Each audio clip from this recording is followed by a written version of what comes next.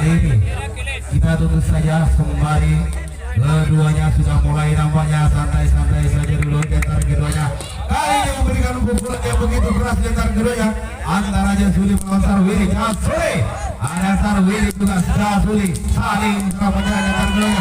Dapat sekali pukulan-pukulan yang diberikan di antara kedua pemain ini, baik di sudut selatan ataupun sudut utara. Jasuli memberi serangan-serangan yang manis tadi nampaknya. Jasuli kembali, Sarwili membalas serangannya, bisa ditangkis Jasuli. Kali ini kita tunggu saja. Kembali Bung Suto sudah mempersiapkan di antara keduanya, antara Jasuli bersama Sarwili. Kali ini kita lihat saja pertandingan di ronde yang kedua. Wow, Jasuli memberikan pukulan yang cukup cantik, dibalas oleh Sarwili dari 2 pukulan 3 pukulan apa yang masih ditangkis dengan sempurna. Kembali Jasuli balasnya. Kali ini